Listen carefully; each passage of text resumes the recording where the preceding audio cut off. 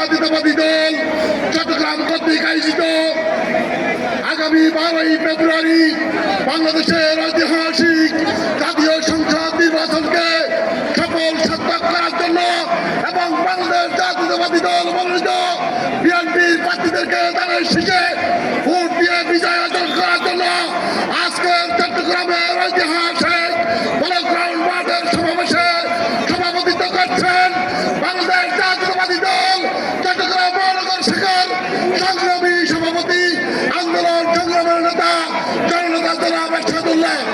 আজকের এই অনুষ্ঠান সঞ্চালনা করছেন সাবেক ছাত্রনেতা চট্টগ্রাম মহানগর বিএনপির সংগ্রামী সদস্য সচিব জননেতা জনাব রাজিবুর রহমান। আজকের ঐতিহাসিক সমাবেশে গুরুত্বপূর্ণ বক্তব্য রাখবেন বাংলাদেশ জাতীয়তাবাদী দলের চেয়ারম্যান শহীদ রাষ্ট্রপতি চেয়ারম্যানের সুযোগ্য সন্তান বাংলাদেশের মহিষীরে সাবেক সফল প্রধানমন্ত্রী রাষ্ট্রপতি বেগম খালেদা জিয়ার কলজার টুকরা আমাদের সকলের প্রাণপ্রিয় নেতা রাষ্ট্রনায়ক তারেক রহমান।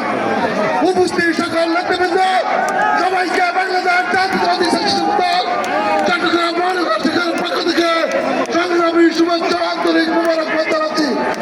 সংগ্রামী সাথী বন্ধুরা, বিগত 17 বছর স্বৈরাচার ফ্যাসিস্ট শেখ হাসিনার আমলে এই বাংলাদেশের কোটি মানুষ যেমন নির্যাতন সহ্য করেছে, তেমনি বাংলাদেশ জাতীয়তাবাদী দলের প্রত্যেকটা নেতা কর্মী ঘর ছিল কেন্দ্রীয় কারাগার আর পয়সা ছিল রাজপথ। প্রিয় সাথী বন্ধুরা, আমার সেই রাজপথের কর্মীদেরকে সাক্ষী রেখে বলতে চাই, রাষ্ট্রনায়ক তারেক রহমান 25 ডিসেম্বর বিরাট মাসে বাংলাদেশে ফিরে আসছে।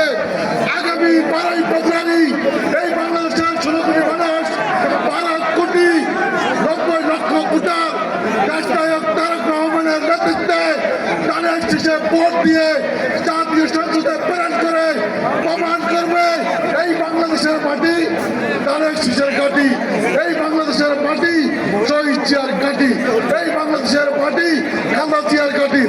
আমরা সবাই মিলে একটা স্লোগান ধরবো, এই মহিলারা সবাই স্লোগান ধরবো, বাংলাদেশের প্রাণ,